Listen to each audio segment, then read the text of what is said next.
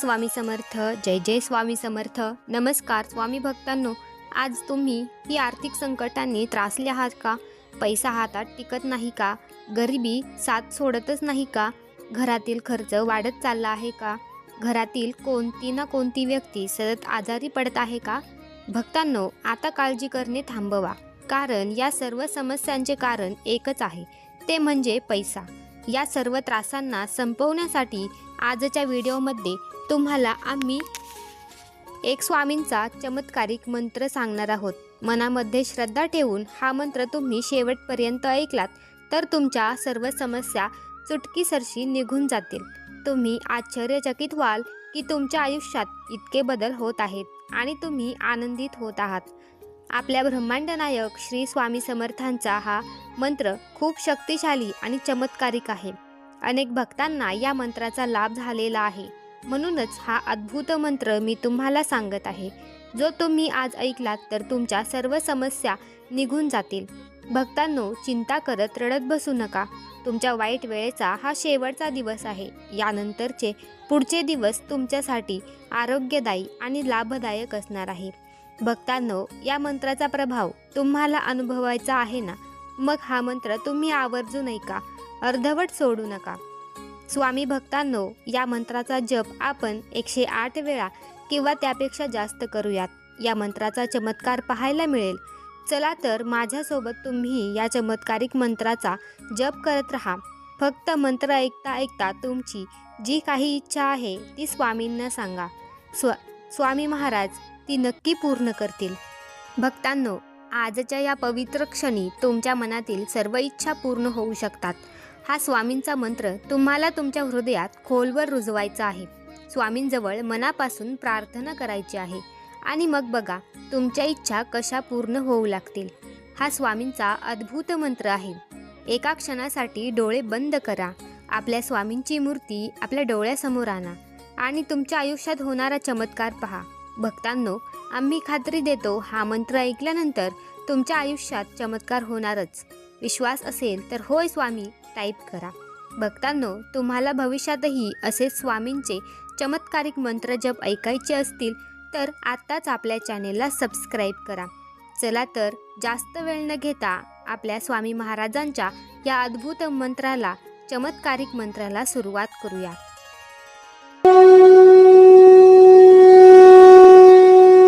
ओम समर्थाय गुरुवे मम भाग्य उज्ज्वलाय नमः. ओम समर्थाय गुरुवे मम भाग्य उज्ज्वलाय नमः. ओम समर्थाय गुरुवे मम भाग्य उज्ज्वलाय नमः. ओम समर्थाय गुरुवे मम भाग्य उज्ज्वलाय नमः.